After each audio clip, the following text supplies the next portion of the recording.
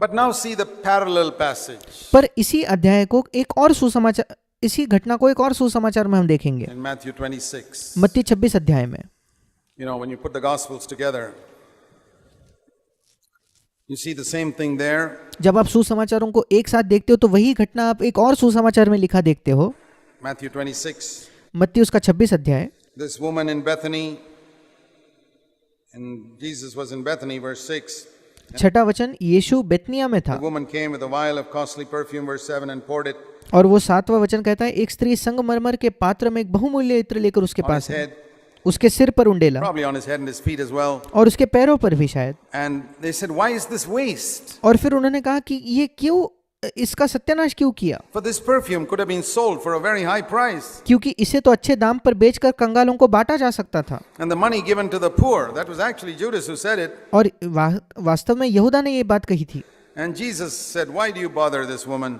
She's done a good deed. और 10वें वचन में ये जानकर यीशु ने उससे कहा, स्त्री को क्यों सताते हो, उसने मेरे साथ भलाई की है। You always have the poor with you. It's the same passage, isn't it? कंगाल तो तुम्हारे साथ सदा रहते, वही घटना यहाँ लिखी है। John 12. जो यूहन्ना 12 में थी वही बात यहाँ है। But you don't always have me. परंतु मैं तुम्हारे साथ सदैव न रहूंगा। Because she poured this perfume on my body to prepare me for my burial. उसने मेरी देह पर जो ये इत्र उंडेला है वो मेरे गाड़े जाने के लिए किया है।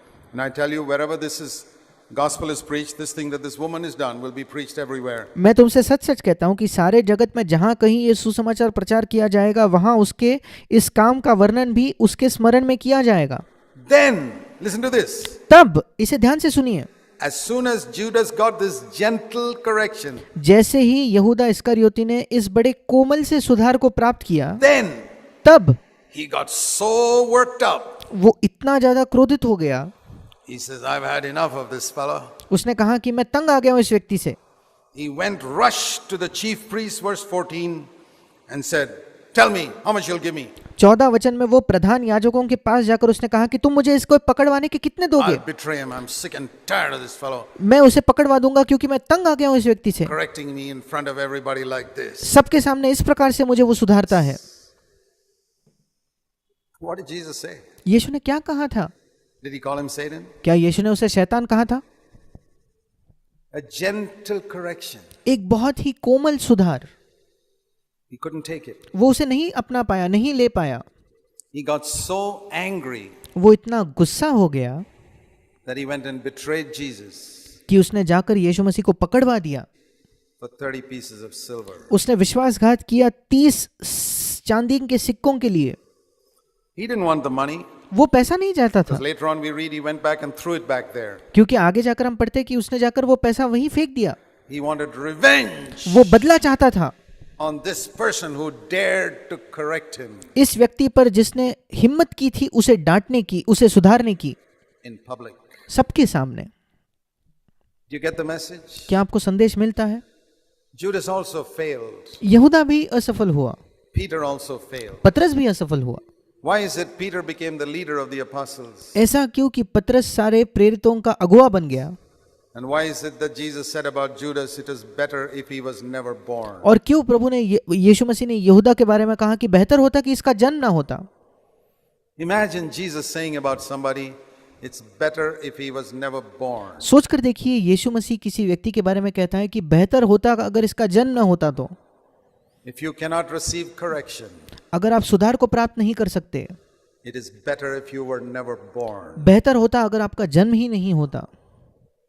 I'll tell you that. मैं आपको ये बताना चाहता हूँ, If you can see correction as the words of eternal life, अगर आप देख सकते हो, अगर आप सुधार को अनंत जीवन के शब्दों के समान देख सकते हो तो it will lead you to a greater anointing वो आपको एक बड़े अभिषेक की ओर, और भी बड़े अभिषेक की ओर ले जाएगा in the days to come. आने वाले दिनों में। Dear brothers and sisters, मेरे प्रिय भाई और बहनों, God will correct us. परमेश्वर हमें सुधारेगा, He will discipline us वो हमें अनुशासित करेगा because He loves us. क्योंकि वो हमसे प्रेम करता है। Why could He correct Peter so strongly? क्यों पतरस को इतने मजबूती से, इतने बलवंत तरीके से वो सुधार पाया? Because He knew that Peter would not get offended. क्योंकि वो जानता था कि पतरस बुरा नहीं मानेगा, नाराज नहीं होगा। Why did He correct Judas so gently? यहूदा इस्करियोती को इतने कोमलता से उसने क्यों सुधारा? because he knew a little bit is enough क्योंकि वो जानता था इसके लिए थोड़ा सा पर्याप्त है, to cause him offense. ये थोड़ा सा भी लेकर ये नाराज हो जाएगा। I want to ask you, sisters, मैं आप बहनों से पूछना चाहता हूं, when your husband says some small thing, trivial thing, जब आपका पति आपसे कोई छोटी सी बात, बड़ी छोटी सी मामूली सी बात कहता है to you, आपसे, do you get offended? क्या आप बुरा मान जाते हो? Such a small word. इतना छोटा सा शब्द था। What about you husbands? आप पतियों के बारे में क्या? If your wife says something very small, अगर आपकी पत्नी कोई बड़ी छोटी बात आपसे कहे, do you get offended? क्या आप बुरा मान जाते हो?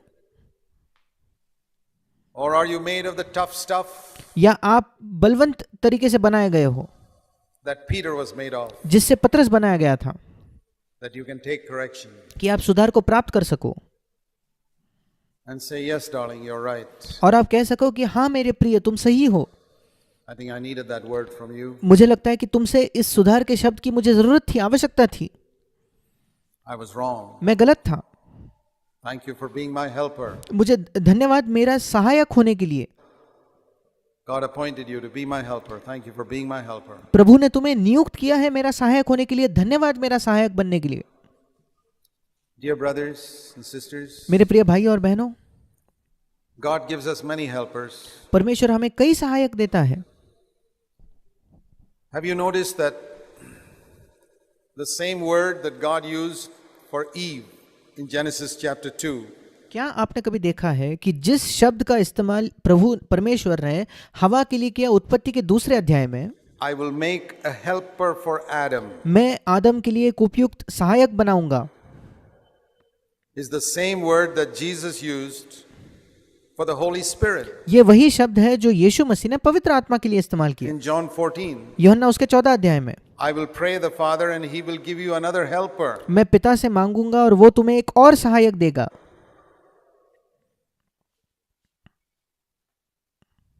Do you appreciate the Holy Spirit? क्या आप पवित्र आत्मा की सराहना करते हो? क्या उसको मूल्य जानते हो?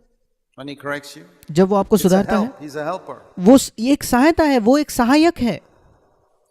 Do you appreciate your wife whom God has given you to help you? क्या आप अपने पत्नी को मूल्यवान समझते हो जिसको परमेश्वर ने आपको दिया है आपकी सहायता करने के लिए? Do you appreciate your husband क्या आप अपने पति को उतना सराहते हो? क्या उसकी उतना मूल्य समझते हो? क्या whom God has given you to help you? जिसे परमेश्वर ने आपको दिया है आपकी सहायता करने के लिए? What about you children? Do you appreciate your father and mother? आप जो बच्चे हो, क्या आप अपने माता पिता को सराहते हो, पर्याप्त मात्रा में उनका मूल्य करते हो, Whom God has given you to help you जिन्हें परमेश्वर ने आपको दिया है आपकी सहायता करने के लिए, to become better human beings, कि आप बेहतर मनुष्य बन जाओ, not to be like the godless young people of today, कि आज के ईश्वरीयहीन जो बच्चे हैं वैसे आप न बनो, who are heading onwards to hell. जो नरक के रास्ते पर बड़े तेजी से जाते हैं। When your dad and mom tell you to give up that rock music, जब आपके माता पिता उस रॉक म्यूजिक को छोड़ देने के लिए आपको कहते हैं, are you willing to listen? क्या आप उन्हें सुनने के लिए तैयार हो? When they tell you to come home at a certain time, जब आपसे कहते हैं कि एक विशेष समय पर घर लौट आओ, girls especially, विशेषकर are you willing to listen? जो लड़कियां हैं, क्या आप सुनने के लिए तैयार हो? When your parents tell you to dress a little more modestly, जब आपके माता पिता कहते हैं कि थोड़ा और सभ्यता से आप कपड़ों को पहनिए, not to wear those tight-fitting clothes like other worldly girls do, दूसरे जो संसारिक लड़कियां पहनते हैं वैसे बहुत टाइट अपने ज्यादा टाइट फिटिंग वाले कपड़ों को ना पहने, are you willing to listen? क्या आप सुनने के लिए तैयार हो? Do you believe that they've got your good at heart? क्या आप विश्वास करते हो कि आपकी भलाई है उनके हृदय में? Do you believe that they want to save you from the calamity that's facing young people today? क्या आप विश्वास करते हो कि वो आपको उस विनाश से बचाना चाहते हैं जो आज सारे जवानों के सामने जो विनाश खड़ा है? When they give you advice concerning whom you should marry, जब वो आपको सलाह देते हैं कि आपने किससे विवाह करना चाहिए, are you willing to listen क्या आप सुनने के लिए तैयार हो? or are you stubborn या आप बड़े हठीले हो। You know, I'll tell you something. मैं आपको कुछ बताना चाहता हूँ। If you are stubborn, one day, it may take a few years, you will reap what you have sown. अगर आप हठीले हो तो इसमें शायद समय लगेगा, पर एक दिन जो आपने बोया है आप वही काटोगे। Yeah, that's true. हाँ, ये सच है। You may reap one day in your children when you get married एक दिन आपके बच्चों में जब आपका विवाह हो जाएगा, what you are sowing with your father and mother today. आज जो अपने माता पिता के साथ आप बो रहे हो उसी चीज को आप काटोगे।